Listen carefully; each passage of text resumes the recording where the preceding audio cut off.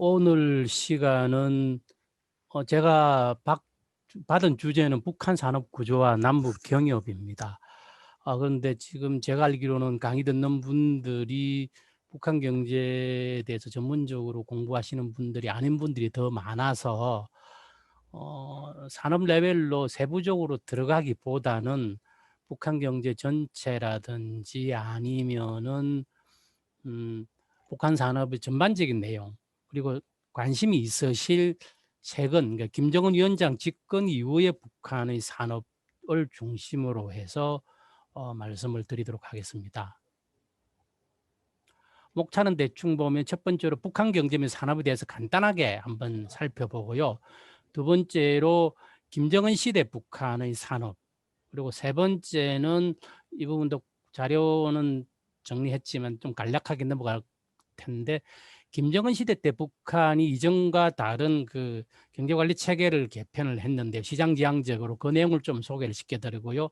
마지막으로는 남북 간 산업협력에 관해서 간단하게 말씀을 드리겠습니다.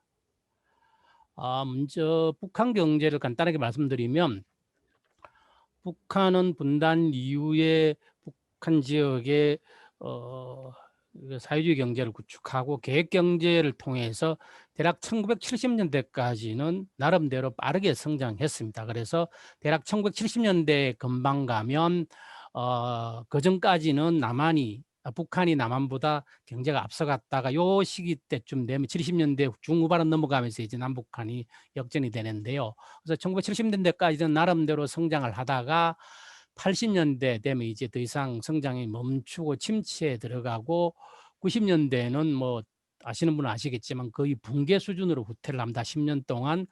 그리고 이제 2000년대 이후에 이제 부분적으로 회복되고 있는 추세입니다. 그리고 김정은 시대 들어서면 김정일 시대 때보다 경제 성장률이 다소 증가하고 특히 2016년에는 3.9% 성장을 했습니다.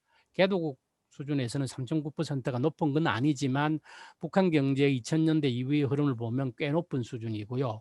이 북한 경제에 대한 이 성장 추정치는 한국은행에서 주로 하는데, 한국은행 성장 추정치는 플러스든 마이너스든 그 북한 경제의 움직임을 조금 과소 추정하는 측면이 있기 때문에 그런 면에서 보면 3.9% 성장이 낮은 편은 아니라고 보입니다.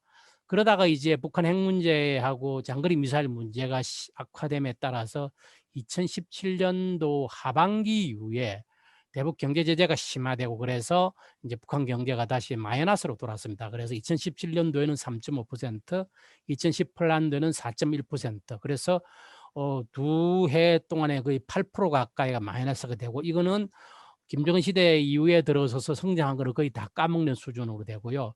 그러다가 2019년대는 제재가 아닌 품목 중심으로 수출이 증가하고 그다음 증가하는 무역이 증가하고, 그다음에 2017, 18년도 마이너스가 심했기 때문에 그에 따른 기저 효과 등이 작용해서 약 0.4% 정도 성장하는, 뭐 성장이라기보다는 더 이상 추락이 멈추는 수준으로 북한 경제가 움직였습니다. 지금 말씀드린 게 이 표에 이렇게 나타납니다. 그래프를 보시면 대략 1988년도를 기점으로 해서 좌우가 확연히 다르게 보입니다. 그래서 1980년대 말부터 98년도까지 북한 경제가 계속 마이너스 성장하다가 98년도를 바닥으로 해서 오른쪽에서는 뭐 등락이 있긴 하지만 플러스 추세가 지속되고 있는, 그래서 북한 경제에 대한 인상을 보면 크게 두 개의 극단으로 나눕니다. 하나는 우리가 이 시기에 북한에 대한 받은 인상, 그러니까 사람들이 굶어 죽고 뭐 장마당에 꽃제비들이 있고 이런 모습들이 여전히 남아 있는 분들은 현재 북한 여전히 굶주리고 굶어 죽는 사람들이 많다고 생각을 하고 계시고요.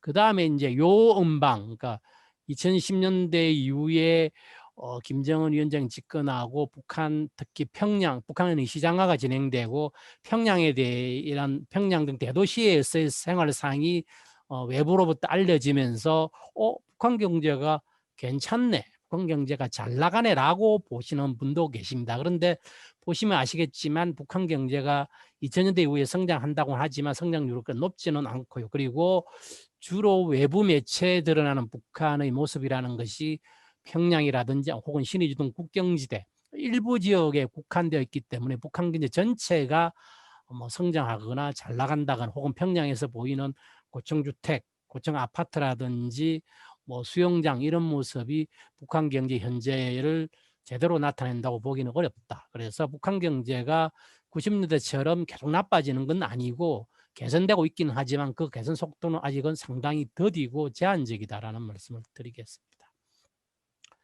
북한 경제가 2000년대에 그나마 조금씩 회복되고 있는 원인이 뭔가를 몇 가지 살펴보면 가장 큰 거는 아이러니컬하게도 1990년대에 북한 경제가 붕괴 수준으로 후퇴하면서 국가의 경제에 대한 통제력이 약화돼 소위 말해서 계획 경제가 약화되고 계획 경제가 약화되는 틈을 시장 경제가 메꿔 나가는 과정이 생겼고요. 이 시장 경제 그러니까 북한 정부가 원하든 원하지 않든 확산되는 시장 경제가 북한 경제의 회복과 성장의 주된 그 엔진으로 작용하고 있습니다. 두 번째, 이 상태에서 1990대 말 2000대 초반에서는 한국을 비롯한 국제사회의 지원, 그 이후에는 뭐 남북 경협이라든지 북북무역 등 대무역의 확대 등 대외 경제 관계가 개선되고 확대되어서 이것이 시장 경제와 맞물려서 성장할 수 있는 토대. 그러니까 지금 북한의 시장 경제라는 것이 사실은 북중 무역을 제외하고는 설명하기 힘들 정도이기 때문에 그래서 대경제 관계의 확대가 북한 경제의 부분적인 회복의 주요 요인이 된 걸로 보입니다. 그리고 내부적으로는 그러니까 무역하고 연관된 혹은 그 중앙정부가 과거에는 국가가 배급해 주던 뭐 식량이라든지 생필품을 공급이 안 되니까 주민들이 자발적으로 사고 파는 과정 등이 확산되면서 생긴 상업 유통 등 서비스 산업이 2010년대 정도까지는 북한 산업을 끌고 나갔다. 그래서 서비스 산업 주도 경제 성장의 모습이 보이는데 이것은 개도국이 초기 성장할 때 잘 나타나는 주로 나타나는 현상 중에 하나입니다. 그리고 경제관리 측면에서 보면 1990년대 초에 당시 김일성 주석이 사망을 하고 그리고 꽤 긴 기간 동안 사실은 그 경제관리 시스템 자체가 제대로 작동 자체도 안 했습니다. 그러다가 이제 90년대 말 되면 이 경제관리 시스템이 굉장히 축소된 채로 다시 이제 돌아가기 시작하는 거죠. 90년대 말부터. 그래서 어쨌든 경제가 돌아가고 또 한 가지는 과거에 사실은 성과를 거두기 어려웠던 산업정책들, 그러니까 사회주의 국가가 가장 잘 나타나는 특정 부분에 문제가 생기면 그 부분에 생산 설비를 대규모로 설치하는 방식으로 대응하는 방식이 80년대로 넘어가면 더 이상 작동하기 힘들어지는데 이 90년대 말 2000대 되면 중앙정부의 재정도 부족하고 해서 더 이상 그런 방식으로 경제를 끌고 가지 못하기 때문에 따라서 이제는 좀 더 자원을 효율적으로 쓰는 방식으로 산업 정책이 전환되고 이런 것들이 북한 경제 전반의 부분적인 회복을 끌고 나온 거로 보입니다. 그다음 이제 김정은 집권 이후에 이러한 경제 회복 추세는 지금도 이어지고 있습니다. 그다음에 이번 시간 어쨌든 주제가 북한 산업 구조니까요. 북한 산업에 대해서 간단하게 말씀드리겠습니다. 첫 번째로 북한 남북 해방이 되고 북한의 사회주의 정권이 들어서고 난 이후에 북한도 소련 그 당시 구소련형의 중공업 중심의 산업화 전략을 추진을 했습니다. 우선의 배경을 보면요. 그 일제시대 때 북한은 한반도에 대해서 그 남쪽 지방은 일본 본국으로 보낼 수탈을 위한 농업, 경공업 뭐 이런 부분을 주로 투자를 했고요. 그 북부 지방은 그 중국 진출을 위한 중화학공업, 예컨대 전력, 금속, 화학, 기계 등을 주로 북한 지역에 배치를 했습니다. 그래서 일제시대 때 보면 중화학공업 및 에너지, 광업, 금속 이런 부분이 북쪽 지방, 남쪽 지방은 이 북쪽에서 만드는 에너지를 써서 경공업 혹은 농업 이런 쪽이 이렇게 되었습니다. 그러다가 이제 그 해방이 되고 남권이 분단이 되니까 이게 차단이 되면서 그 초기에는 북한 지역에 전력이 남아 돌아가는 상황. 왜냐하면 북한에서 북쪽 지역에 만들어서 남쪽으로 보내는 전력을 차단을 하니까 북쪽 지역에 전력이 남아 돌아가고, 그다음에 금속화학 등 중화학공업 기반을 갖추고 출발을 한 거죠. 여기다가 소련형인 중화학공업 우선 정책이 추진되니까 북한이 1970년대, 60년대, 70년대까지는 중화학공업 중심으로 북한 경제가 성장을 하게 됩니다. 그리고 또 한 가지는 동시에 이제 중화학공업이면서 동시에 군수공업 중심의 공업화가 추진됩니다. 그러니까 1차적으로 자원을 군수 부분에 먼저 돌리는 형태의 공업화가 60년대 이후부터 진행되어서 북한은 이것을 경제발전과 국방 건설의 병진 노선이라고 합니다만, 이렇게 되다 보니까 어, 주민생활하고 직접 관련이 되는 경공업이라든지 소비재 부분은 성장이 더디고, 군수 부분과 관심이 많은 금속이라든지 화학, 기계 이런 공업들이 우선 성장을 하게 됩니다. 소련은 중공업 중심 공업화 전략도 초기에 부족한 자본을 금속, 화학, 기계 등 중화학공업에 먼저 투자를 하고, 이 중화학공업이 성장을 하면 여기서 자본재를 경공업 부분으로 공급을 할 수 있기 때문에 길게 보면 경공업도 더 빠르게 성장한다는 것이 중화학공업 중심의 성장 전략이었습니다. 어쨌든 북한도 뭐 이런저런 이름을 붙이긴 했지만 결국은 이 성장 전략을 따라갔습니다. 그래서 이걸 보시면 80년까지 북한 공업 생산물의 구조, 우리하고는 조금 다르지만 생산물의 구조를 보시면은 1949년도에 보면 기계공업이 8%였다가 이 기계공업이 80년대 되면 33%까지 올라갑니다. 이렇게 중화공업이 기계공업이라는 게 이게 군수 부분하고 가장 밀집한 부분이니까요. 이런 부분들이 빠르게 성장하고, 상대적으로 섬유라든지 섬유공업은 11.4에서 15점 약간 성장하고, 식료품 제조공업 오히려 줄어들고 하는 식으로 이 중화공업, 기계공업 중심으로 북한 경제가 산업 구조가 성장했습니다. 두 번째는 북한은 극단적인 그 내부 지향형 공업화 전략을 추진했습니다. 그러니까 공업화 전략을 크게 나누면 두 가지입니다. 그러니까 시장을 그 외국 국외에 두어서, 그러니까 수출을 중심으로 해서 수출 시장을 대상으로 투자를 하고 생산을 해서 수출해서 번 돈을 다시 투자를 해서 성장하는 방식을 외부 지향형 혹은 수출 지향형 공업화라 그러고요. 또 한 가지는 그 내수를 중심으로 내부에 필요한 물자를 생산하고 공급하는 우선적으로 하는 성장 전략, 수입되던 부분을 국내 생산하고, 이런 부분들을 내부 지향형 공업화 전략이라고 합니다. 근데 이제 그 구소련 이후로 대부분의 사회주의 국가들은 이 내부 지향형 공업화 전략을 폈습니다. 당시 그 소련을 생각하면, 소련은 자본주의 국가 세상에서 자본주의 국가에 포위된 채로 혁명을 통해서 사회주의 국가로 됐기 때문에 불가피하게 내부 지향형 공업화 전략을 할 수밖에 없었던 측면이 있었습니다. 그런데 그 소련 이후에 소련은 경제가 다른 사회주의 국가로 이렇게 넘어가면서 다른 사회주의 국가들도 내부 지향형 공급화 전략을 채택했는데요. 북한은 그중에서도 더 극단적으로 내부 지향형 공급화 전략을 채택을 했습니다. 심지어는 그러니까 내부적으로 조달이 가능한 생산 요소를 기반해서 에너지 및 자본재와 중간재를 생산하고, 이것하고 내부에서 공급된 에너지, 자본재, 중간재를 사용해서 군수품과 소비재를 생산하는 이런 식으로 경제를 운영했습니다.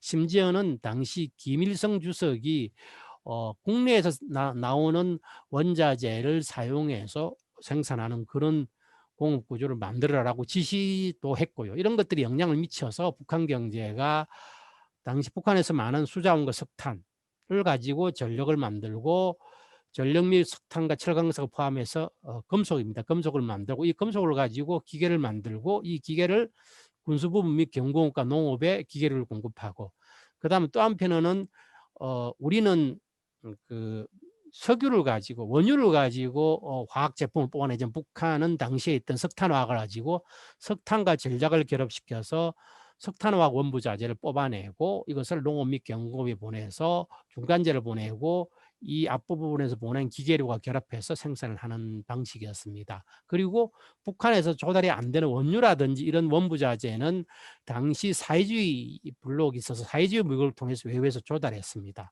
이때 무역이 북한에는 매우 유리한 형태였습니다. 예를 들어서 북한이 구소련이나 이런 나라에서 굉장히 낮은 가격으로 원유를 수입하고 그 대가로 북한에서 만든 기계류를 공급하는 이런 식의 무역을 해서 북한이 꽤 사실상 구소련이나 아니면 동유럽 사회주의 국가로부터 원조를 받던 형식으로 사회주의 무역을 했습니다. 이런 것들이 결합되어서 북한이 경제가 70년대 말 80년대 초의 모습을 갖추게 되었습니다.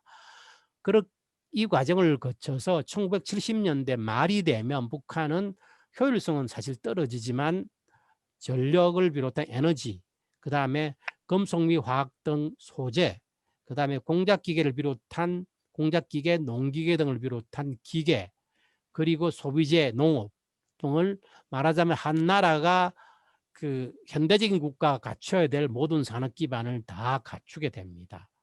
지금 이게 지금 돌이켜보면 북한이 지금 굉장히 후퇴를 내서 이런 것들이 약하다 잘 안 보이긴 하지만 예를 들어서 아프리카 농업국가라든지 혹은 아시아의 저개발 국가를 보면 그런 저개발 국가들이 내부에 공작기기를 만든다거나 아니면 철강을 만들다거나 하는 것들은 사실은 현재로서는 굉장히 어려운 상태입니다. 그래서 이런 것들을 고려해 보면 이 시기 70년대 말에 북한 경제가 나름대로는 공업국가로 성장했음을 알 수 있습니다. 다만 이제 이 북한이 이런 성장이 군수 부분에 중심을 둔 중화공업 중심으로 성장이 이루어지다 보니까 주민생활하고 직결되는 경공업, 농업, 그리고 서비스 부분은 상대적으로 취약한 그런 상태가 지속되었습니다.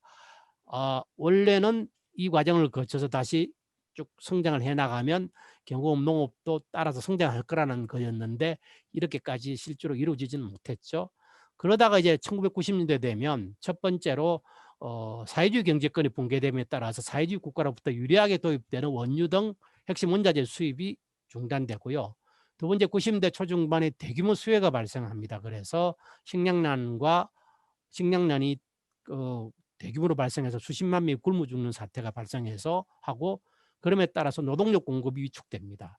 마지막으로 그 이후에 김일성이 사망함에 따라서 이 북한의 김일성을 정점으로 하는 이 쫙 짜여졌던 계획화 시스템이 작동을 멈춤에 따라서 에너지 및 중화학공업 가동률이 급격하게 떨어지고 이 시기 그래서 북한 산업설비 가동률이 20%니 30%니 하는 것들이 그겁니다. 이렇게 떨어지고 그렇게 되다 보니까 산업 전체가 거의 붕괴 상태로 직면하게 되는 사태가 발생합니다.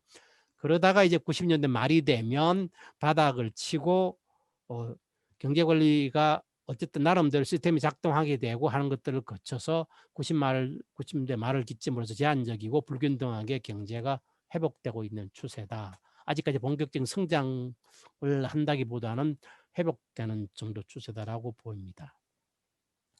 그래서 90년대 말에 북한의 제한적인 회복 상황을 한번 조금 더 보면요.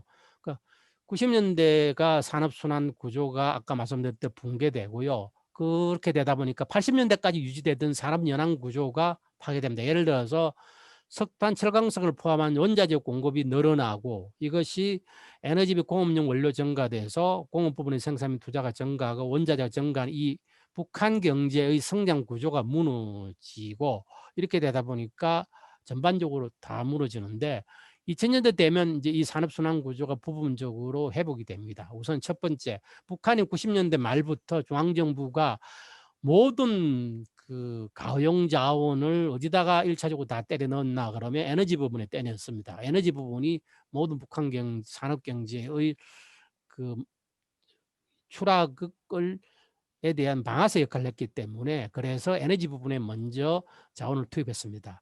이 에너지 부분이 가장 문제가 됐던 이유 중에 하나가 처음에 말씀드렸듯이 1990년대에 북한이 남한으로 송전을 중단함에 따라서 초기 북한 경제가 성장해 나가는 과정에서는 북한의 전력이 남아 돌아갔습니다. 그래서 북한이 어떻게 했냐면 굉장히 에너지 다소비형 산업 구조를 만들었습니다. 우리도 사실은 에너지 다소비형이긴 하지만 어찌됐든 굉장히 에너지 다소비형으로 산업 구조를 갖췄죠. 예를 들어서 농업조차도 대부분 농업이 양수기를 돌려서 물을 공급하는 형태로 농업 관계 시설을 다 갖추었죠.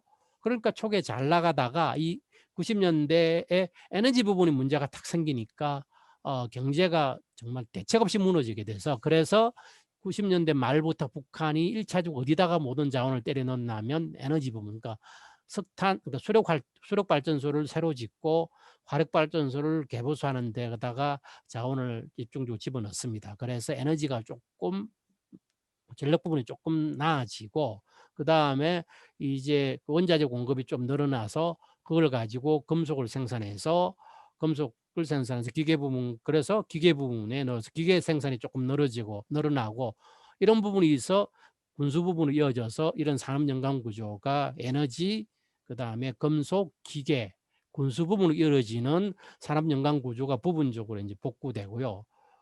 근데 이 구조에서 가장 큰 문제는 뭐 전력은 여전히 부족하긴 하지만 이제는 금속 부분이 이제 부족한 부분이 나옵니다. 그 다음에 이제 문제는 이 금속 부분도 금속 부분이지만 석탄 및 전력을 가지고 석탄화학 공업에서 그 중간재를 다 뽑아내야 되는데, 우리 같으면 석유 원유를 가지고 석유를 정제하는 과정에서 나오는 납탈을 가지고 모든 화학 제품들 다 뽑아내잖아요. 섬유 제품이라든지 플라스틱이라든지 쇠로 된 거 말고는 대부분의 이런 원부자재가 화학 제품인데요. 북한도 석탄에서 이걸 다 했는데 이게 무너지는데, 이게 석탄화학 플랜트라는 게 어마어마하게 크고, 더구나 북한의 석탄화학 산업은 기술적인 문제가 있어서 회복이 전혀 안 됩니다. 그래서 지금은 여전히 화학 중간재 원자재는 대부분 수입에 의존하는 문제가 생겼습니다.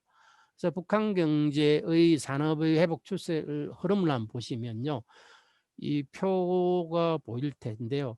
1988년도부터 시작한 이유는 이겁니다. 1988년도가 북한이 양적으로 가장 고도에 달하던 시기입니다. 그래서 북한 경제가 발전은 한 280억 킬로와트 정도 전력을 생산하고, 석탄은 4천만 톤 정도, 철광석은 1천만 톤 생산하고, 곡물은 520만 톤, 그래서 강철을 500만 톤 정도 생산하던 그런 경제입니다. 이 시기만 해도 이미 1980년대 말 된 북한이 모든 핵심 물자가 부족한 시기였습니다. 전기도 부족하다고 아우성이고 석탄도 부족하다고 아우성이 된 시기입니다. 그런데 보시면 88년도 이후에 북한이 추락해서 98년도 보면 발전량이 170억 킬로, 한 40% 정도가 줄어들 버리죠. 석탄은 절반도 안 됩니다. 이제 철광석은 거의 4분의 1 수준, 광철은 거의 5분의 1 수준으로 줄어들어 버립니다. 이게 핵심 물자 공급이 이렇게 떨어지면 다른 산업은 보나만 합니다. 그러니까 500만 톤 생산하던 강철이 100만 톤도 생산이 안 되면 기계 산업은 작동이 안 된다고 봐야 되는 거죠. 뭐 그런 식으로. 그다음에 4천만 톤 생산되던 석탄이 2천만 톤도 생산이 안 되면 화력 발전소도 안 돌아가고, 그다음에 이 석탄을 대규모로 사용하는 북한의 석탄 화학도 안 돌아간다는 이야기입니다. 이렇게까지 98년도까지 추락을 하다가 그 다음부터는 좀 회복이 됩니다. 그래서 발전량을 보시면 뭐 대략 2008년도 되면 한 250억 킬로와트까지, 98년도, 그러니까 90년대 수준까지는 아니지만 98년도에 비해서는 꽤 회복된 거죠. 석탄 생산량은 4천만 톤에서 1,800만까지 갔다가 대략 많을 때는 3천만 톤 정도까지 회복이 됩니다. 90년도 수준하고 근접했죠. 철강도 좀 늘어났는데 곡물은 뭐 460만 톤 정도니까 회복이 됐고요. 문제는 강철은 여전히 회복이 안 됩니다. 그래서 북한 경제가 이런 흐름을 그 이후에 발전량이 오히려 줄어드는 것처럼 보이고 하는 건 복잡한 사정이 있긴 합니다. 어쨌든 2008년도에서 2018년 정도 250억 킬로와트 정도까지 대충 금방이 가는 수준으로 회복이 되고 있습니다.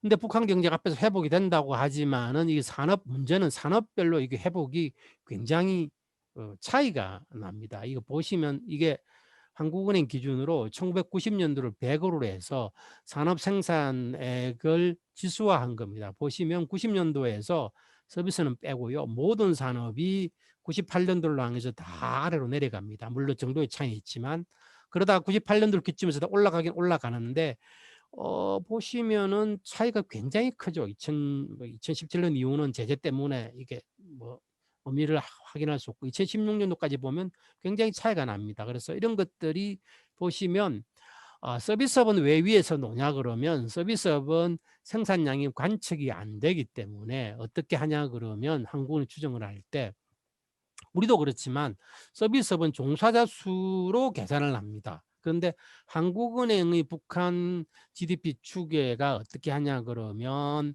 북한의 그 산업 활동에 대한 뭐 인공위성 사진이라든 이런 생산량에 대한 몇 가지 여러 가지 정보들을 가지고 한국은행에서 한국의 GNP 추정하는 모델에 좀 집어넣어서 돌려서 나온 결과입니다. 그러니까 근데 이렇게 되다 보니까 어떻게 되냐면 북한의 그 경제 활동 중에서 2000년도 이후에 활발하게 확장되고 있고 성장하고 있는 시장 경제 부분은 좀 잘 반영을 못 합니다.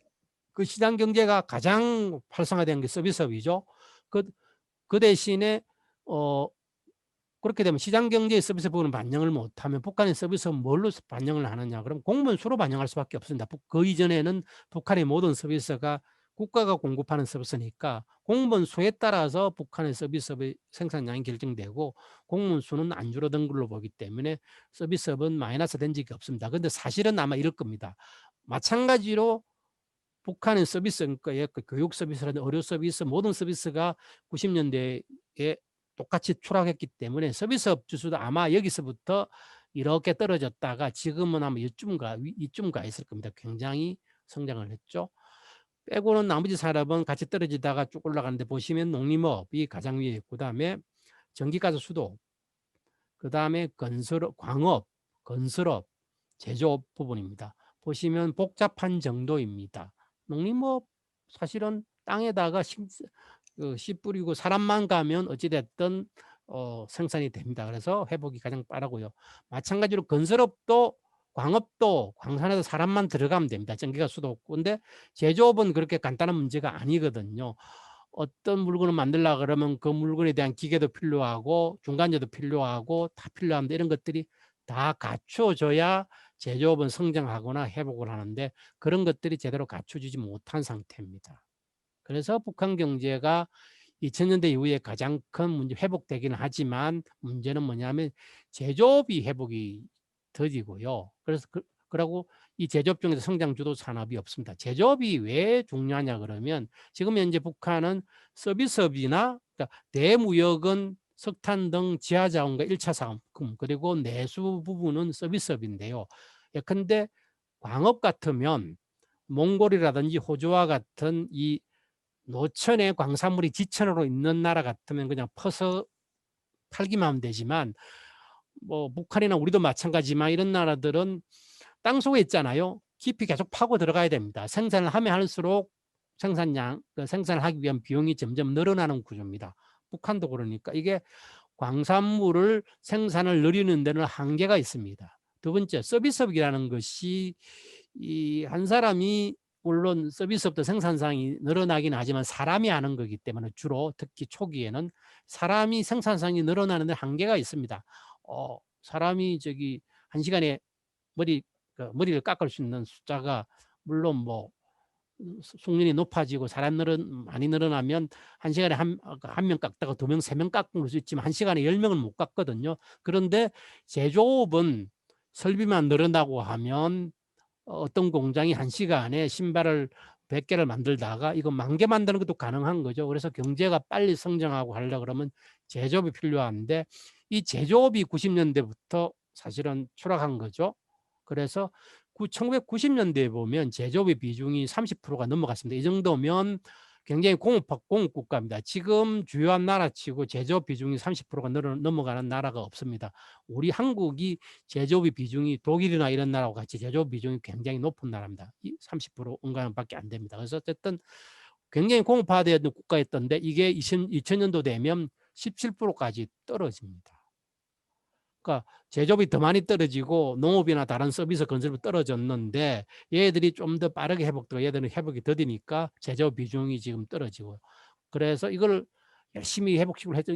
그래도 2016년대도 이 제조업 비중이 20.6%밖에 안 됩니다. 그리고 제재 이후에는 다시 떨어지고요. 내용적으로 업종으로 보면 80년대까지 북한 경제의 성장을 주도했던 중화학공업은 이제 최소한의 자본재 및 원부자재 공급도 제대로 못합니다. 기계료도 수입하고요. 그다음에 뭐 섬유라든지 이런 그 플라스틱류 같은 이런 원부자재도 다 수입합니다. 그래서 종합공업은 자본재 공급 기능을 못하고, 그렇다고 경공업이 지금 북한 경제 성장을 주도할 정도냐? 이것도 아직입니다. 물론 이제 최근 들어 2010년도 중후반 이후에 섬유라든지 섬유 의료라든지 식품 가공 등 경공업이 점점점 성장하고 있긴 하지만 아직도 이게 성장을 끌고 갈 정도까지는 못 됩니다. 그래서 이런 부분들이 이 북한 경제 현재의 한계입니다. 그래서 수출이 무연탄을 비롯한 지하장과 수산물 등이 수출을 끌고 나가고 있고, 내수에는 서비스 산업도 물론 금융이라든지 그다음에 R&D와 같은 지식 서비스 같은 부분은 생산이 높고 부가가치가 높은 산업이긴 하지만, 현재 북한의 서비스 산업은 상업유통, 그다음에 개인 서비스와 같은 전통적인 서비스가 중심이라서 이게 부가가치가 상당히 낮은 상태입니다. 그래서 뭐 예를 들어 본 겁니다. 이게 왜 이런 어떤 모습인가? 석탄 생산량과 발전량이 추이를 보면 화력발전소 같은 경우는 같이 떨어지다가 쭉 같이 올라가죠. 뭐 이거는 뭐 최근에는 제재 이후에는 사실은 뭐 특별한 의미가 없고요. 제재 때문에 생긴 이유이기 때문에 같이 올라갑니다. 근데 철광석과 조광 생산량을 보면 철광석이 줄어들고 할 때는 같이 떨어졌다가 98년도까지 회복이 이렇게 되는데, 이 저기 조광 생산량은 회복이 굉장히 요 정도까지만 보면 회복이 굉장히 못 따라가는 구조입니다. 표를 제가 잘못 붙였네요. 죄송합니다. 그렇습니다. 그다음에 그래서 북한 경제를, 요게 지금 표가 제가 잘못된 표네요. 그러니까 이게 같은 표를 붙였는데 어쨌든 그 석탄 생산량과 발전량은 이렇게 같이 움직이는데, 철광석 생산량은 같이 떨어졌다가 철광석은 회복이 되는데 그 금속 생산량은 거의 제자리에 있는 상태가 지속됩니다. 왜 그러냐 그러면, 이건 발전량, 화력발전소 같은 경우에는 기존 설비에다가 그냥 석탄만 집어넣으면 발전량이 좀 늘어납니다. 물론 워낙 그 북한 발전소가 낡아가지고 한계가 있긴 하지만 늘어나는데요.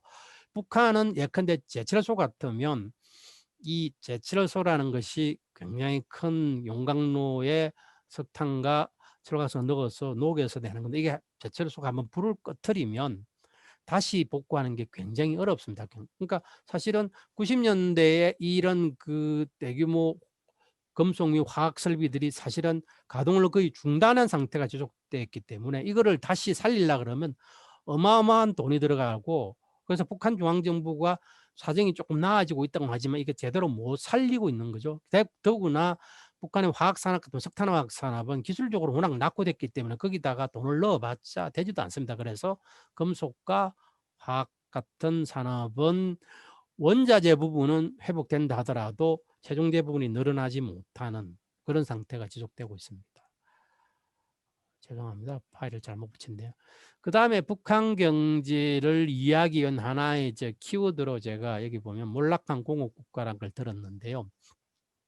현재 북한 경제를 보면 1인당 소득 수준으로 보면 아프리카 저개발국이나 동아시아의 그 미얀마나 이런 나라들이 굉장히 저개발국입니다. 또 한 가지 경제 체제로 보면 계획경제에서 시장경제로 넘어가는 이행경제라고 합니다. 그런데 북한 경제는 여기에 또 하나 특색이 있습니다. 소득 수준은 낮지만 이제 막 농업국가에서 산업국가로 넘어가려고 하는 그런 저개발 국가는 달리 이미 한때 상당한 공업화를 이루었던 나라라는 거죠. 공업화를 이루었다가 이게 몰락했던 나라다.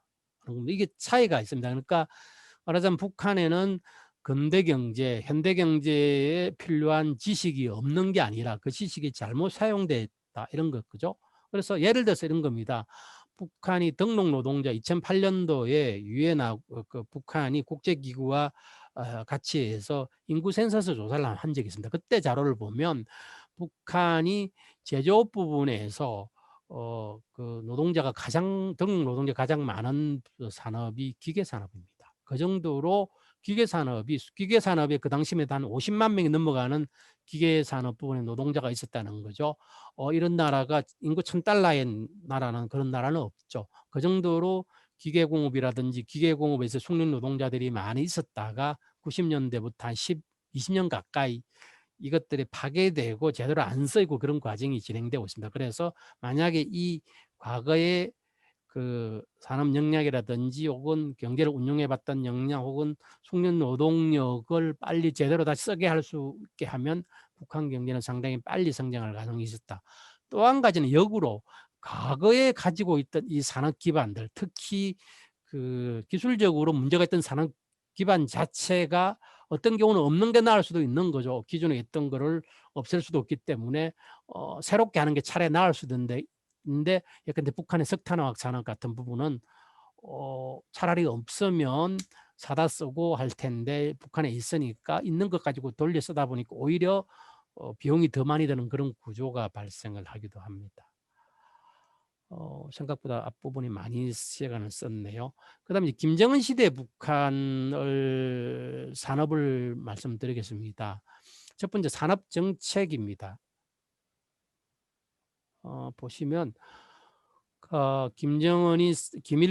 김정일이 사망을 하고 그다음 김정은이 정권을 이어받고 나서 북한이 김정은이 처음에 한 것이 아버지의 유은 통치를 하겠다. 아버지 무슨 말하면 아버지 김정일 시대의 정책을 따라가겠다고 했습니다. 그래서 보시면 초기 2, 3년 몇 년 동안은 김정일 시대 정책을 그대로 가져온 걸로 보입니다. 그런데 김정은 시대 때는 뭐가 다르냐 그러면 정책 기조는 뭐 크게 변화된 것 같지는 않은데 이 정책 기조를 실행하는 방식이 상당히 차이가 나는 걸로 저는 생각됩니다.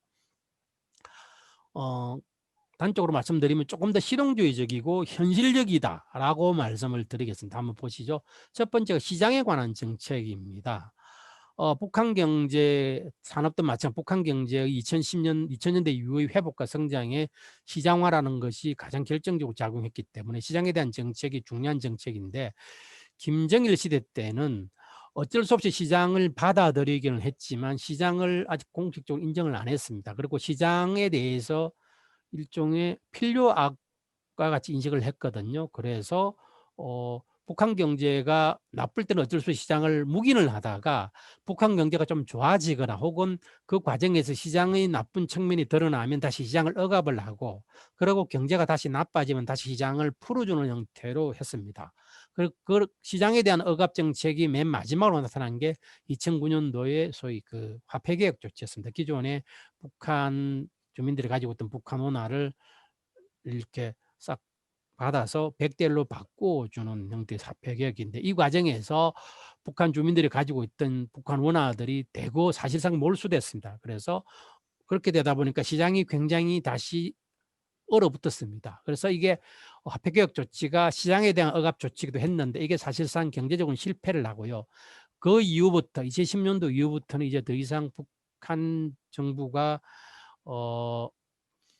시장을 더 이상 억압하는 정책을 더 이상 펴지 않고 특히 김정은 위원장 집권 이후부터는 시장을 더 이상 억압하거나 하지 않고 시장을 인정을 하고 거기에 머무르지 않고 이제 국가나 공식 부분이 시장을 적극적으로 활용하는 정책을 폈습니다. 시장을 통해서 경제를 성장하고 특히 시장, 그러니까 국가에는 없지만 국가는 사실은 외화가 부족한데 시장에는 주민들에게는 외화가 많기 때문에 이런 그 시장을 통해서 주민들이 가지고 있는 외화를 흡수하기 위해서 시장을 적극적으로 활용을 합니다.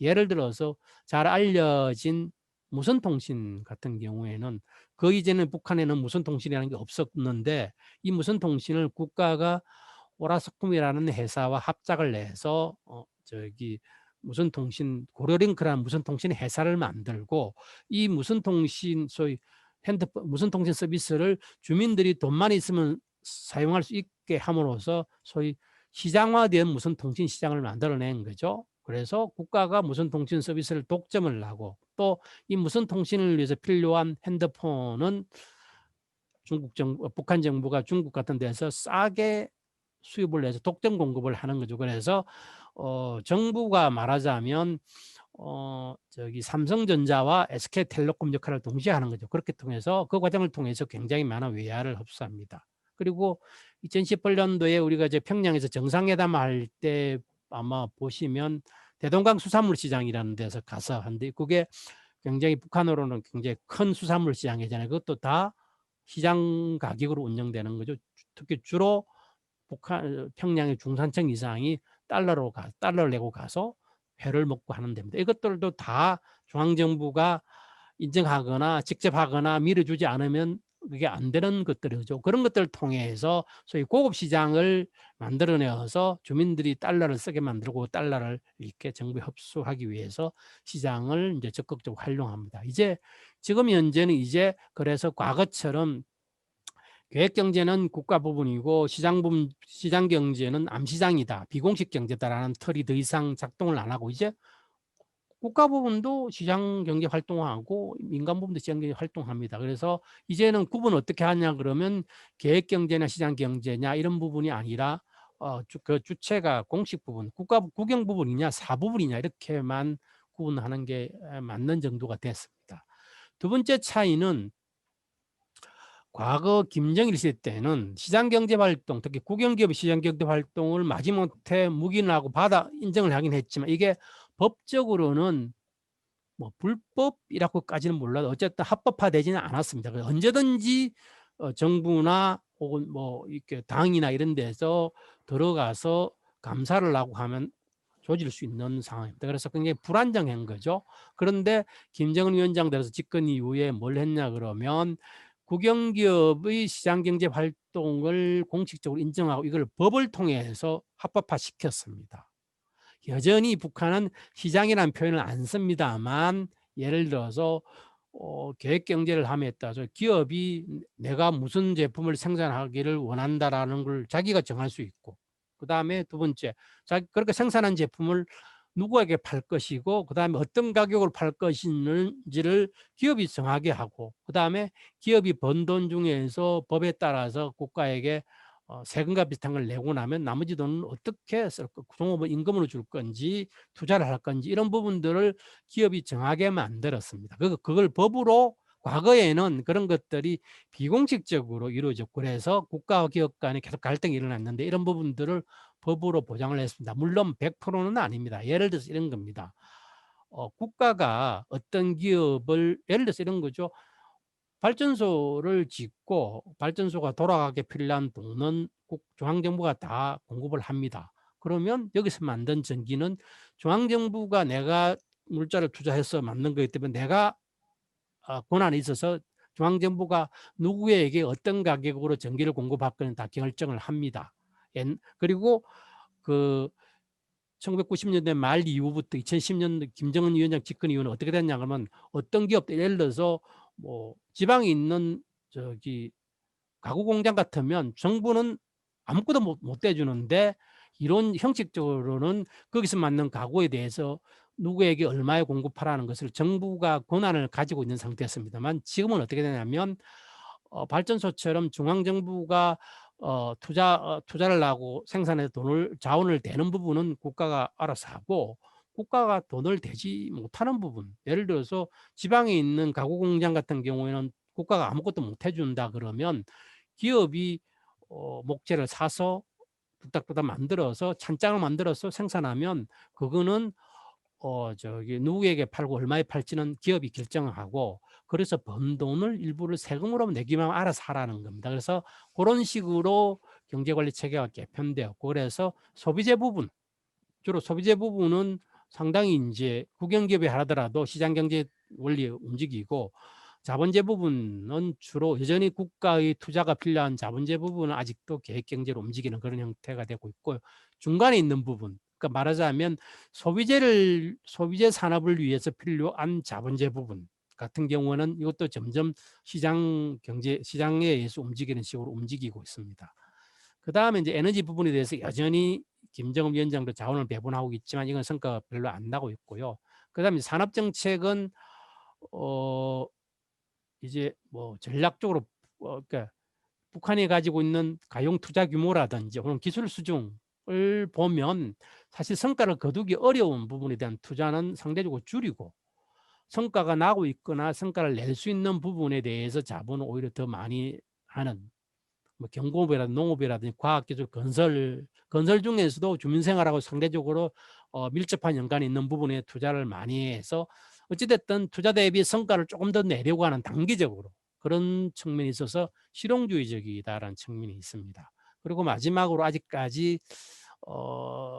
성과가 나타나고 있지는 않지만 경제 성장을 과거처럼 70대, 80대처럼 양적 성장, 예를 들어서 뭐 투자를 더 많이 한다거나 아니면 노동력을 더 많이 넣는다거나 혹은 중간재를 더 많이 넣어서 어쨌든 뭔가를 더 많이 넣어서 더 많이 생산하는 방식이 아니라 동일한 거를 넣더라도 좀 더 효과적으로 생산을 해서 더 많이 생산을 늘리는 이런 질적 성장을 추구하고 그걸 위해서 과학기술을 중시한다거나 아니면 교육과 인력 양성을 강조한다거나 하는 식으로 경제성장 전략을 전환을 하려고 하고 있습니다. 그다음에 산업으로 보면 가장 중요하고 주목해야 될 부분이 이겁니다. 앞에 말씀드렸듯이 북한이 2000년대 이후에 회복되고 있긴 하지만 제조업 회복이 가장 더뎌서 그게 한계가 있다고 말씀드렸는데 이제 김정은 시대에 들어가서 쭉 보면 이제 그 제조업 부분이 생산 역량이 늘어나고 투자도 늘어나고 하는 부분들이 조금씩 보인다. 그러니까 산업용 기계나 수송기를 포함한 기계라든지 식품 등 경공업 그리고 일부 ICT 등의 분야에서 이제 북한 국영기업에 한 투자 및 생산이 확인이 되고 이런 기업들이 늘어나고 내용도 다양화되고 있습니다. 이것이 이제 북한 경제가 제조업을 중심으로 성장할 수 있는 잠재력이 이제 조금씩 나타나고 있다. 그러다가 2017년도에 이제 그 대북 경제 제재로 이런 것들이 다시 이제 후퇴하고 있는 상황이긴 합니다. 에너지 부분은 여전히 집중을 투자했는데 이거 잘 안 됩니다. 어찌됐든 계속 에너지 투자를 하고 있습니다. 대규모 수력발전소, 화력발전소 개보수 등을 통해서 발전량을 늘리게 노력을 하고 또 한 가지 이제 주목할 부분은 북한도 태양광이라든지 풍력, 바이오 등 소위 재생에너지를 개발하고 이용을 하려고 노력을 하고 있습니다. 그래서 재생에너지를 북한 자체로 생산하는 부분은 아직도 좀 부족하긴 하지만 이렇게 재생에너지를 강조하니까 이제 북한 주민들이나 기업들이 중국에서 태양광 패널을 사와서 이제 집에다가 붓집이라든지 아니면 소규모 사업체에다가 부착을 하는 거죠. 그래서 보면 이제 평양의 이런 대도시는 이 태양광 발전 설비를 단 주택들이 굉장히 많이 있습니다. 그리고 예를 들어 종로장이라든지 한ten 혹은 우리가 지금 양로원 이런 데도 국가에서 전기가 잘 안 들어가니까 이걸 스스로 자기들이 돈을 내어서 태양광 패널을 설치해서 필요한 조그마한 전기를 만들어내는 이런 식으로 해서 주민들이 에너지 접근이 좀 좋아지고 있는 상태입니다. 나머지 부분은 자료를 참고를 하시고요. 가장 주목할 부분 중에 하나가 기계산업의 회복 가능성입니다. 노동신문을 쭉 보다 보면 1998년도부터 90년대부터 2010년도 정도까지 보면 기계산업 부분에서의 보도는 주로 발전소와 관련된 중전기 부분 정도가 거의 보도가 대부분이었습니다. 그리고 민생 부분하고 관련된 농기계라든지 산업용 설비, 그다음에 수송기계 이런 부분은 거의 보도가 안 나왔습니다. 그러다가 이제 김정은 위원장 집권 이후가 2010년도 넘어가서 보면 기계산업 부분에서의 보도가 폭발적으로 늘어납니다. 가장 대표적인 것 중에 하나가 이게 사진 보면 성리자동차인데요. 여기에 한창 잘 나갈 때 북한이 체코라든지 이런 그 동유럽 모델을 들여와서 1년에 몇만 대씩 그 나름대로 트럭 중심으로 자동차를 만들던 회사인데 이게 한 20년 동안 거의 가동을 안 하다가 2010년도 들어서면 좀 이야기가 나옵니다. 그러다가 이제 소위 5톤 트럭을 새로 개발을 하고 트럭을 만들어서 이렇게 전시를 한 거죠. 어찌됐든 미래에 쓸 자원을 땡겨서 했든 돌아가지 않던 공장이 어쨌든 나름대로 수백 대의 트럭을 만들어내는죠. 성리자동차, 그다음에 금성 트랙터 공장, 그다음에 김종태 전기자동차 공장 등 북한의 유수한 대규모 수송기계 공장들이 막 이제 뭔가 만들어내기 시작합니다. 그리고 어선들도 이제 중소형 어선도 생산되기 시작하고요. 두 번째 측면은 국산 설비한 설비 현대화가 막 나타납니다. 예를 들어서 이 유경김치 공장이라고 하는 2016년도에 만들어진 꽤 큰 김치 공장인데 옛날 같으면 2000년대 초 중반까지만 해도 김치 공장을 새로 짓는다 그러면 어떻게 됐냐 그러면 중국에서 모든 설비를 다 가져와서 북한에서는 조립만 해서 공장이 돌아갔습니다. 그러니까 참여정부 때까지 남북 경협이 활발할 때 북한에 가보면 북한이 선전하는 자랑하는 공장들 가보면 설비들이 다 중국산은 대만산이었습니다. 근데 여기 보시면 김치 공장인데 뭐 김치 공장 같으면 무 지나가고 자르고 절이고 담그고 이렇게 하는 과정들을 나름대로 자동화 과정을 했는데 이것들이 다 자세히 읽어보시면 북한 공장에서 무 공급기, 뭐 배추 공급기, 배추 반절기, 그러니까 무 지나가고 배추 자르고 하는 부분 이런 것들이 다 북한 내의 평양에 있는 중소규모 기계 공장에서 공급한 것들. 그래서 기계 공장들이 생산 역량이 늘어나고 하는 것들이 보이죠. 이런 일이 어떻게 가능했을까 하는 부분을 보시면 첫 번째는 이겁니다. 북한이 2000년대 이후에 대중무역 남북 경협을 통해서 외화를 벌어들이고 벌어들인 돈을 가지고 꾸준히 중국에서 기계를 계속 사왔습니다. 내부에서 기계로 생산이 잘 안 되니까.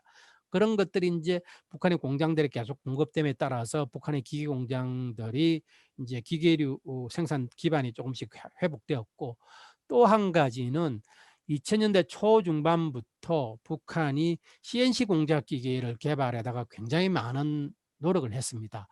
1차적으로는 군수 부분을 위해서, 그러니까 뭐 북한이 뭐 장거리 미사일도 쏘고 하면 이거 다 깎아야 되고 해야 되는데 군수 부분을 위해서 CNC 공작 기계를 만들었다. CNC 공작 기계가 뭐냐면 공작 기계라는 것이 셀을 깎아서 기계를 만드는 건데, CNC 공작 기계는 여기다 컴퓨터를 붙여서 뭐 어떤 형태로 셀을 깎아라고 이렇게 미리 지정을 해놓으면 기계가 알아서 자동적으로 이제 그 셀을 깎는, 그래서 굉장히 정밀하게 기계를 깎고 효과적으로 깎을 수 있는 기계인 거죠. 그래서 2000대 초중반에 CNC 공작 기계를 개발을 하고 그것이 개발이 완성되어서 1차적으로 그 군수 부분에서 쓰고, 그래서 뭐 북한이 장거리 미사일을 쏜 거에 대한 기사를 보면 이 CNC 공작 기계가 큰 역할을 했다는 기사도 나옵니다. 그래서 군수 부분에서 먼저 CNC 공작 기계를 보급을 하고 나서 그 이후에 민수 부분에도 CNC 공작 기계들이 보급이 됩니다. 여기 아마 보실지 모르면 CNC 구성 6시라고 되어 있는데, 구성 공작기계 공장이 북한의 민수용 공작기계 공장 중에 가장 큰 것 중에 하나입니다. 그래서 이 구성 공작기계 공장에서 만들어진 CNC 공작기계가 이 성기자동차라든지 아까 말씀드렸던 금성 트랙터 공장이라든지 북한의 대규모 기계 공장에 다 이렇게 보급이 됩니다. 그래서 공작기계들이 소유. 그래서 북한의 기계 공장들이 말하자면 기계 제작 능력이 일단 높아졌고, 두 번째는 이 CNC 공작기계라는 거죠. 아까 말씀드렸듯이 공작기계를 자동화하고 이렇게 정밀화시키는 것 때문에 그 과정에서 자동 제어라든지 이런 기능들이 나름대로 기술들이 북한 내에서 개발되고 보급되고 그것이 앞에서 말씀드렸던 이런 식의 중소규모 공장들도 자동화 설비를 나름대로 자동화 설비를 공급할 수 있게 하는 역량을 갖추게 된 거죠.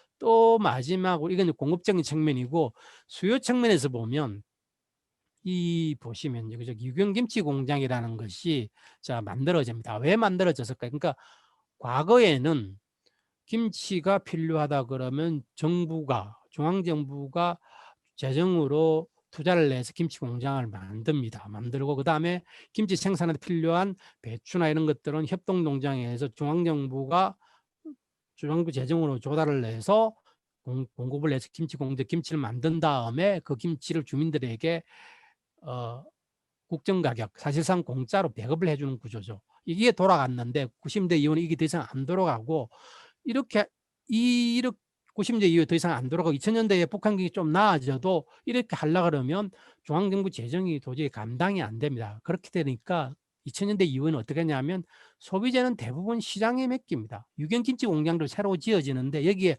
중앙정부 돈도 들어가겠지만 돈주 돈도 있고 여러 가지 다양한 경로가 돈이 모아져서 이제 김치 공장을 짓습니다. 그러면 이 지을 때 옛날 같으면 중앙정부가 이 김치 공장 짓는데 다 투자를 했기 때문에 이런 그 설비들도 그 기계 공장들에게 중앙정부가 유경김치 공장에 들어갈 기계를 공급하라고 계획으로 지시를 합니다. 그리고 거기에 맞는 돈을 주고 그러면 이 공장들이 만들어서 이게 공짜로 주는데, 지금은 중앙정부가 이 기계 공장들에게 김치 공장용 설비를 만들 돈이라든지 물자를 못 줍니다. 그러면 어떻게 하냐 그러면 이 유경김치 공장이 이 공장들에게 설비를 만들어 달라고 발주를 합니다. 이제는 발주를 하면 이 공장, 그러니까 시장 가격으로 발주를 당연히 하겠죠. 시장 가격이나 그에 준한 가격으로 발주를 하면 이 공장들은 그 돈 가지고 만들어서 시장 가격으로 공급하면 수익이 나니까 주민들 월급도 주고 투자도 하는 거죠. 근데 이 김치 공장은 왜 거짓을 그렇게 하냐? 김치를 만들어서 팔면은 돈이 되거든요. 김치를 만들면 아주 일부는 여전히 뭐 당 엘리트라든지 엘리트에게 공짜로 가겠지만 대부분은 북한에 많이 생긴 시장 식당이나 이런 데서 이제 김치를 공급하는 거 시장 가격으로서 돈이 되니까. 왜 이 말씀 드리냐면 지금 이 김치 시장이라는 소비재 시장이 형성이 되니까 이 소비재 시장에 대한 그 설비나 자본을 공급하는 이 그 기계 공장들도 시장에 이제 올라타서 생산을 하게 되고 공급 능력과 시장이 같이 갖추어지니까 생산이 늘어나는 형태가 됩니다. 이런 것들이 다양한 형태가 나타나고 요 형태 중에 하나가 가장 주목되는 것 중에 하나가 어선입니다.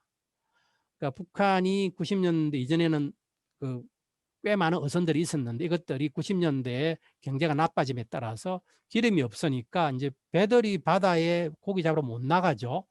그러니까 배들이 다 항구에 있습니다. 그러니까 옛날에 그 2000년대 초반에 지금도 가면 중국 단동에 가면 거기서 보트를 타면 이 보트를 타고 이렇게 강을 중간에 거슬러 갖고 신의주 근처까지 가서 신의주를 쫙 보여주고 돌아갑니다. 그 구경은 신의주로 구경하는데 돈은 중국 이 업자들이 다 받아먹는 그런 구조인데 그때 신의주 주변을 쭉 가면 폐 어선들이 무지 많이 있었습니다. 그러니까 배들이 고기 잡으러 못 나가니까 쌓였어요. 그래서 어선들이 쭉 쌓여 있었는데 그렇게 한 20년 동안 어선들이 썩어가고 공급이 안 되는데 이제 2010년대 쭉 넘어가니까 식량 공급은 조금 늘어나니까 이제 사람들이 이제 단백질이라든지 이런 거에 대한 수요가 점점점 늘어납니다. 그래서 소위 돼지고기든 고기도 수요도 늘어나고 그중에 하나가 수산물입니다. 그래서 수산물 시장이 생기고 또 한 가지는 중국이 경제가 성장하다 보니까 수산물에 대한 수요가 늘어나니까 중국 시장도 생기고 그래서 이제는 소위 어업이 돈이 되는 업종이 됐습니다. 시장 공급 옛날처럼 공짜로 주는 게 아니고 시장으로 다 팔 수 있으니까. 근데 이제 어업이 돈이 되는 세상이 됐는데 이제 막상 그러고 이제 돈만 있으면 기름도 사와요. 그래서 돈만 있으면 되는데 막상 보니까 이제 어선이 없는 거죠. 그래서 어떻게 하냐 하면 이제 수산협동조합 이런 데서 혹은 군부대가 관리하는 수산사업소 같은 데서 이제 어선을 조선소에다가 발주를 하는 거죠.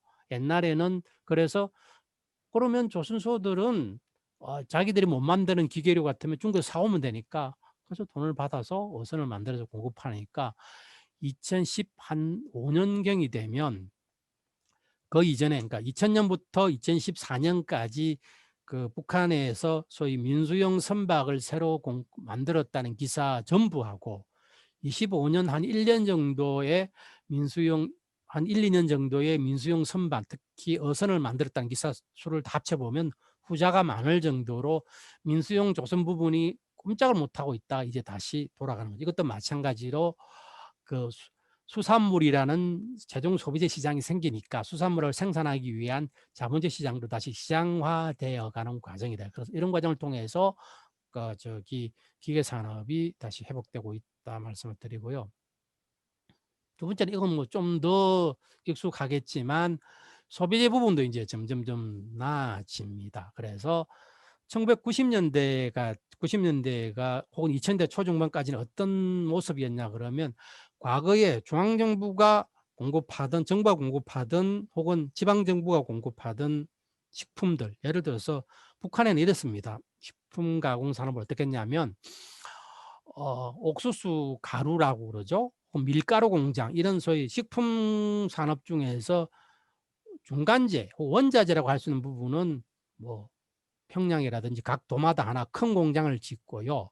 그 다음에 최종적으로 식품을 만드는 예컨대 간장, 된장, 국수 뭐 이런 거 있죠. 이런 부분들은 다 소비지에 위치했습니다. 예를 들어서 그러니까 굉장히 작은 뭐 평양 같은 큰 도시는 이런 식품 공장들이 굉장히 많이 있고요. 근데 쭉 지방으로 내려가면 군 단위는 군마다 그냥 간장 공장, 된장 공장, 국수 공장 이렇게 하나씩 만들었습니다. 그러니까 얼마나 규모가 작겠습니까? 그러니까 이름도 없습니다. 그냥 간장 공장입니다. 그래서 그런 공장들이 있었는데 이 공장들에게 어쨌든 계획을 통해서 콩도 공급하고 했는데 이것들이 안 돌아가는 거죠. 90년대 말부터. 그리고 이 공장들은 다 문을 닫았습니다. 공장들이 다 문을 닫고 전기가 지금 군수 부문에도 못 주는데 이런 식품 공장들이 전기가 안 들어가죠. 그러니까 식품 공장들이 다 안 돌아갑니다.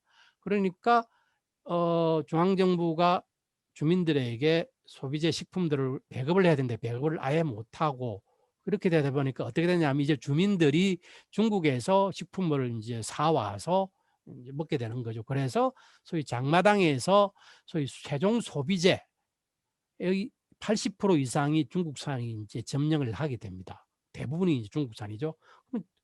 근데 그렇게 되다 보니까 이제 뭐 처음에는 어쩔 수 없이 받아들였는데 이게 특히 식품 같은 경우에는 이게 입맛하고 관련이 있잖아요. 북한 주민에게 안 맞는 식품 잘 안 맞죠. 더구나 그 당시에 북한의 소득 수준이 워낙 사정이 안 좋았기 때문에 북한 시장에 팔라 그러면 싸게 팔아야 되니까 굉장히 저가의 제품들을 중국이 대량으로 만들어서 내다 팝니다. 그러니까 뭐 식품 질도 그렇고 뭐 약품 같은 경우에는 사람이 막 죽어나가고 하는 그렇게 되다 보니까 점점 북한 주민들에 있어서 중국산 제품에 대한 평판이 저가 제품 평판이 떨어집니다. 그런 동시에 북한의 시장화가 진전되면서 중산층, 도시 부분의 중산계층이라고 하는 사람들이 생기고 이 사람들은 꽤 이제 돈이 있습니다. 그러니까 소비를 위해서 쓸 수 있는 돈이 꽤 있는 거죠. 이 사람들이 이제 조금 고급 제품들을 찾습니다. 아주 저급 제품 말고. 이렇게 되다 보니까 이제 공급이 소위 평양에 있는 말씀 평양에 있는 좀 돈 있는 사람들의 입에 맞는 식품에 대한 수요가 늘어나는 거죠. 또 한편으로는 북한 정부가 소비재가 북한 시장에서 중국분이 완전히 다 잡고 있으니까 이걸 그대로 둘 수는 없으니까 소비재를 어떻게든 경공을 어떻게든 살려야 되겠는데 그 당시 2000년대 중반에 어떤 선택을 했냐면 식품 산업부터 먼저 살리자라는 선택을 했습니다. 왜냐하면 식품이라는 게 먹고 사는 문제니까. 첫 번째, 두 번째는 식품 산업은 다른 소비재 산업과 달리 중간재, 그러니까 원자재가 북한 내에서 조달이 가능한 부분이 많이 있으니까 이게 외화가 부족해도 해볼 만한 거죠. 예를 들어서 다른 소비재, 예를 들어서 섬유가 의류 같으면 생산은 늘어나면 늘어날수록 천은 다 사와야 되니까 이게 생산만 늘어나면 무역 역조가 더 늘어나는 거죠. 그래서 북한이 소비재 부분을 먼저 투자를 하기 시작했습니다. 그래서 자료를 쭉 보면 당시에 각 지방의 군 단위로 있던 조그마한 식품 공장들은 다 망하고 그건 그대로 내버려 두고 이제 도라든지 큰 시 중심으로 제법 큰 식품 공장을 새로 세웁니다. 소위 종합식품공장의 이름으로 꽤 큰 규모의 식품 공장들을 이제 중앙정부가 투자를 해서 세우기 시작합니다. 그런 공장들이 이제 북한에서 이제 식품 공장을 세우고 이것들이 시장 경제와 맞물리면서 이제 얘들도 나름대로 질이 좋은 제품을 생산하고 이제 공급을 하기 시작하는 거죠. 그리고 이런 종합식품 공장이 하나씩 생기고 이 종합식품 공장들을 중앙정부가 이전처럼 만들어서 공짜로 배급하는 것이 아니라 시장 가격으로 팔게 하고 하니까 잘 돌아가니까 이것하고 유사한 형태로 이제 중앙정부가 직접 투자하지 않는다 하더라도 그 돈주라든지 혹은 뭐 돈 있는 사람들 혹은 기업들이 스스로 이제 중국에서 설비를 사와서 무역회사들이 설비를 사와서 이제 북한에서 제품을 만들어서 팔기 시작합니다. 그렇게 되다 보니까 이제 북한 시장에서 이제 중국 제품과 경쟁하는 그런 북한산 제품들이 점점 늘어나는 거죠. 여기 보면 뭐 과자류라든지 뭐 통조림, 잘 보시는 뭐 라면이라든지 이런 것들이 점점 북한에서 늘어나고 그것들이 북한산 제품들이 장마당과 같은 데서만 팔리는 거 서민용이 아니라 평양에 있는 백화점, 슈퍼마켓에서도 이제 가보면 북한산 제품들이 이제 점점점 늘어나는 구조가 된 거죠. 뭐 식품뿐 아니라 화장품, 의류 이런 것들이 점점 이제 늘어나고 있습니다. 비슷한 맥락으로 이 ICT 제품도 이제 북한산 제품이 늘어납니다. 그러니까 북한 경제가 시장화가 진전되고 전 세계적인 흐름에 따라서 북한도 이제 IT 소위 정보통신 IT화가 진행이 됩니다. 우리가 2000년대 초반만 해도 전 세계적 IT 산업이 성장할 때 북한은 절대 정보화가 안 될 거다. 왜냐하면 정보화가 되면 그 북한 체제에 그 위협이 되는 정보들이 주민들 속에 소통이 되고 그렇게 되면 체제의 위협을 받기 때문에 북한 정부는 정보화를 억압할 거라고 했었는데 지나놓고 보니까 특히 김정일 시대 때부터 그렇지만 김정은 시대에 들어서 보니까 정보화를 중에 과학기술 정책 혹은 경제 성장이 하나의 그 토대로 활용하는 측면이 있고요. 별로 무서워하지 않는 것 같다. 그러니까 말하자면 정보화가 된다 하더라도 그것이 주민 통제에 별로 어려움을 추가적으로 줄 거라고 생각을 안 하는 것 같습니다. 그러니까 북한에서 오신 분들 이야기 들어보면 북한에서 핸드폰을 쓰는데 이 핸드폰이 언제든지 북한 정부가 이 도감청을 할 수 있다. 그래서 이 핸드폰을 통해서 소위 그 체제에 위협이 될 만한 정보는 절대 소통을 안 한다.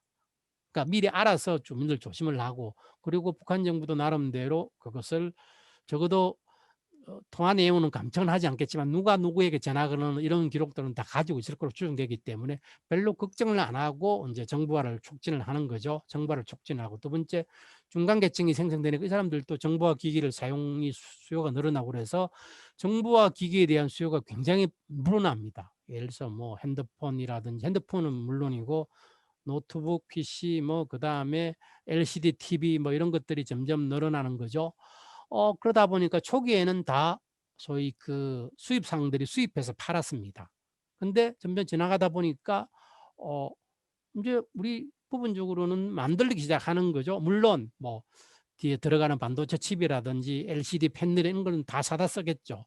사와서 중간재다 부분을 사와서 북한 내에서 단순 조립 수준이라 하더라도 어찌됐든 이런 것들이 이제 수입 판매하던 것들이 이제는 최종적으로 조립 생산하는 게 점점 늘어납니다. 그래서 북한에서 계속적으로 소위 스마트폰도 나오고 태블릿 PC도 나오고 요즘은 태블릿 가지고 평양에 있는 엘리트 교육기관은 다 이렇게 종이책을 안 하고 그걸로 교재를 하고 하는 정도로 그렇게 나름대로 이제 태블릿 PC들이 종류도 여러 가지입니다. 10여 개 종류가 나오고 있고 그런 정도로 이제 자체 생산이 늘어납니다. 그리고 또 한 가지 주목할 것은 이런 새로운 형태의 제품을 생산하는 건 기존의 국영기업도 있긴 있지만 새로운 회사들이 생깁니다. 예를 들어서 김책공대 내에서 뭐 기술교류소 이런 소위 우리로 치면 학내 창업 비슷하게 형태로 이런 ICT 제품을 개발하고 생산하는 기업들이 생기는 거죠. 그래서 우리하고 비슷한 창업 붐이 이 ICT 제품과 관련해서 생겨나고 있습니다. 물론 여전히 북한에서는 개인이 영리 활동을 할 수 없기 때문에 개인 기업은 아니지만 국영기업의 형태를 띠고 사실상 개인이 하는 그런 형태의 창업기업들이 많이 늘어나고 있고 북한에서 북한 사람들이 창업에 대한 관심은 무지무지 높아지고 있고 그래서 조선 익스체인지라든지 이런 다국적 NGO 단체들이 북한에 들어가서 창업 관련 교육을 하면 사람들이 굉장히 많이 몰린다고 합니다.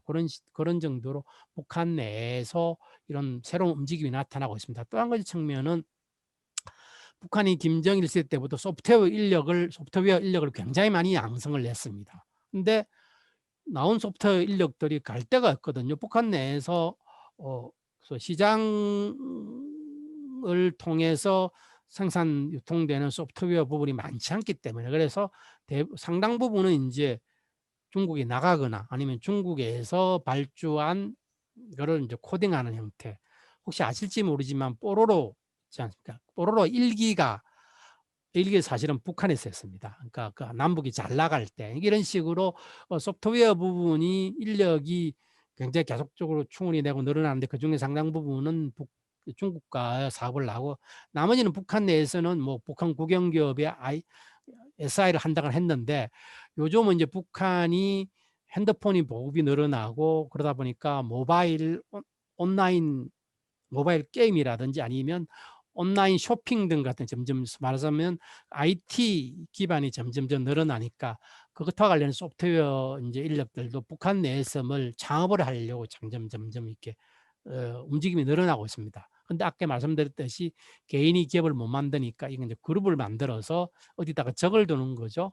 그래서 많이 드는 적 중에 하나가 식당에다가 이제 식당도 형식상은 실질적으로는 개인이지만 형식적으로는 국영이니까 식당에다가 이제 저걸 드는 우리를 치면 상업 카페 비슷하게 이제 뭐 소프트웨어 인력 10명, 20명이 모여서 요즘 하나의 그 말하자면 그룹을 만들고 그 그룹들이 장차 이제 작업을 나간 혹은 어떤 수요가 생기면 작업을 하기 위해서 세 사람 못 만드니까 다른 약간 식당이라든지 이런 혹은 상점 이런 데다가 이제 적을 두는 형태로 말하자면 밑바닥에서는 움직임이 막 일어나고 있는 상태입니다.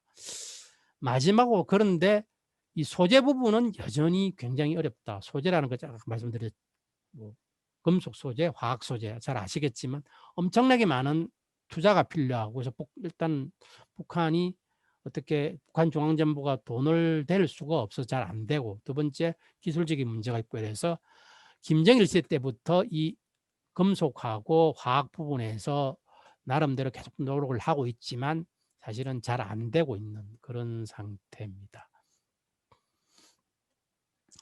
시간상 경제관리체제 개편 앞에 말씀드린 걸로 넘어가겠습니다. 는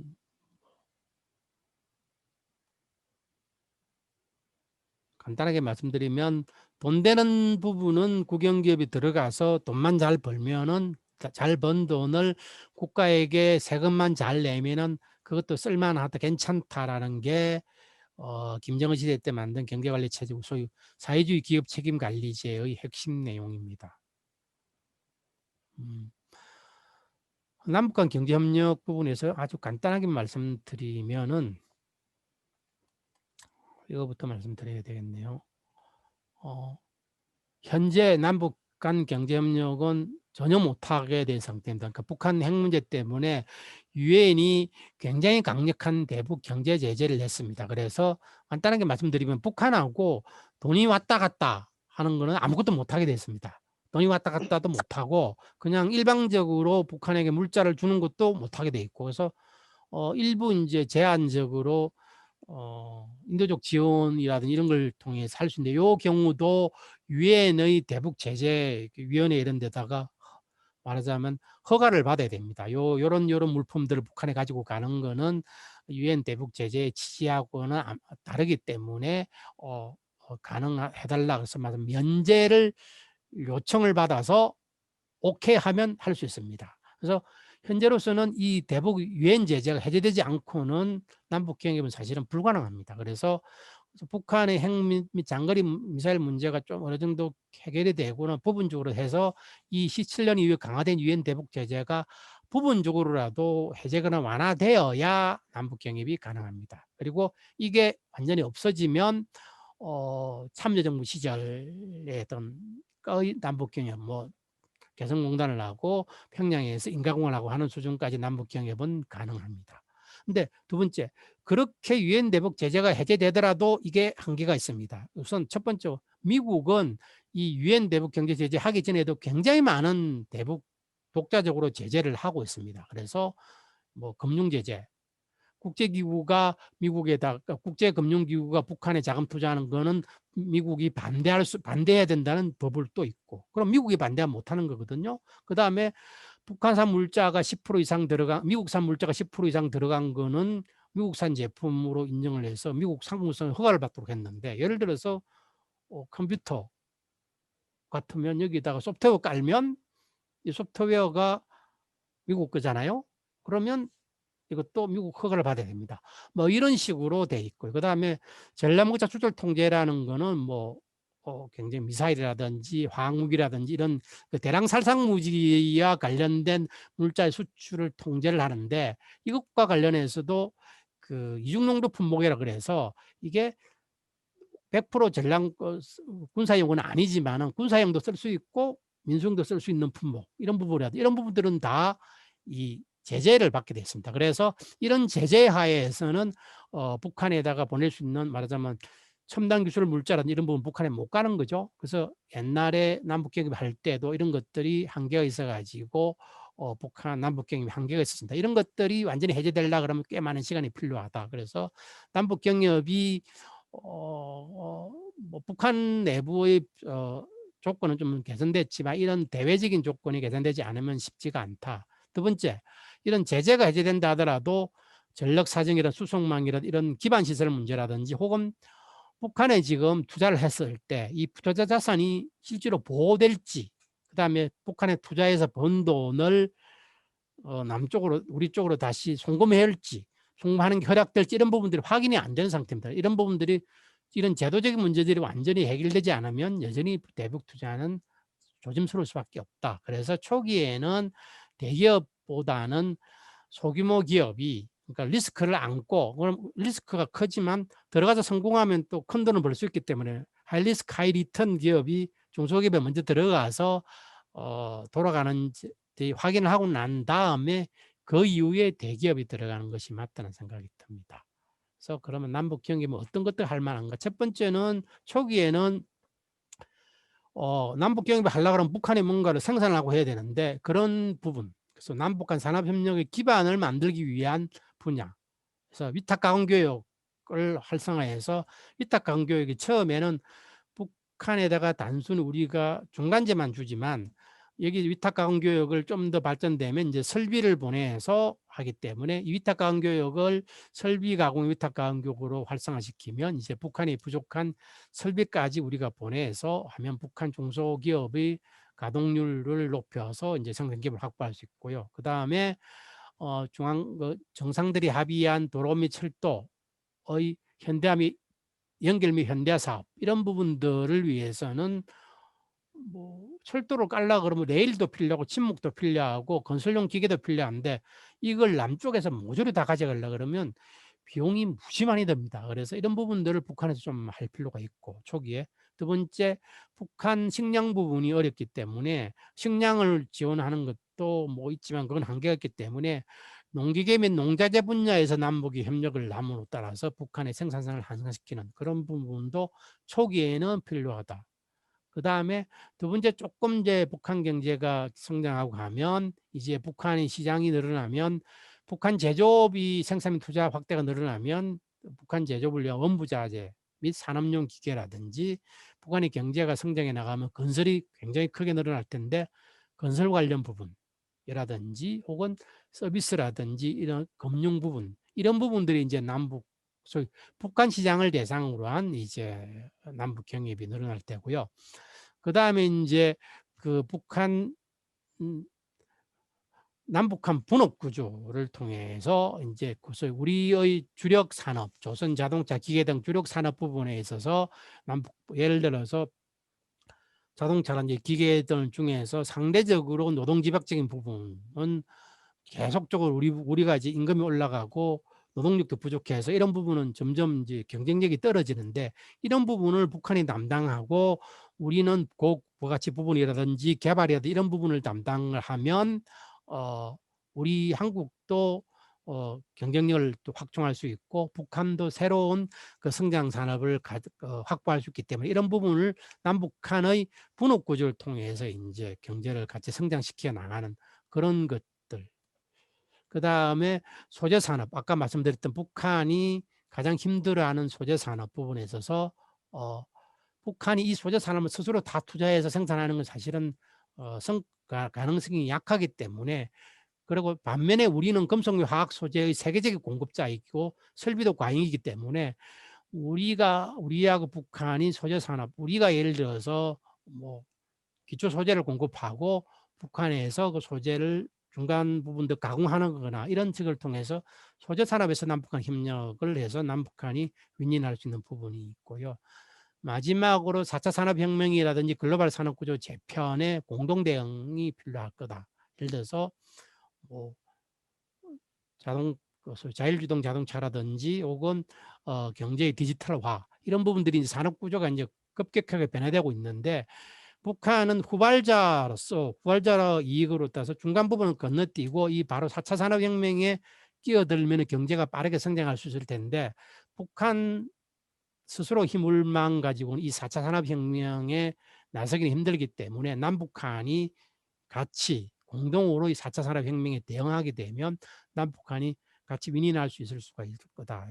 예를 들어서 뭐 자율주행 자동차라든지 혹은 뭐 이런 걸 하려면 개발도 해야 되지만 테스트도 해야 되고 이런 부분들을 뭐 북한에서 한다거나 하는 부분들 같은 이런 할 수 있는 부분들이 많이 있을 겁니다. 그리고 연구개발 분야에서도 뭐 우리 삼성전자나 이런 데는 기업이나 이런 데서 굉장히 첨단 대규모 많은 돈을 들여서 첨단 산업 분야에서 연구개발을 하지만 우리 중소기업들은 또 연구개발 분야 연구개발을 하기 위한 역량이 부족한데 이런 분야에서 남북한이 연구개발 인력들이 북한의 연구개발 인력들이 많은데 그 사람들은 우리 대기업이 필요한 연구개발 분야보다는 중소기업이 필요한 연구개발 분야에 오히려 더 적합하기 때문에 이런 데 협력한다거나 이런 식으로 협력을 할 수가 있겠다는 생각이 듭니다. 시간이 약간 넘친 것 같네요. 또 죄송합니다. 이렇게 여기까지 말씀을 드리고요. 북한 경제를 기본적으로 어느 정도 하는 분들 전제로 한 강의만 해보다 보니까 좀 더 쉽게 좀 더 이렇게 직관적으로 설명을 해줘야 되는데 그렇지 못한 부분이 있었던 것 같습니다. 그 부분은 제가 죄송하고요. 아무튼 재미없는 강의 들어주셔서 감사합니다.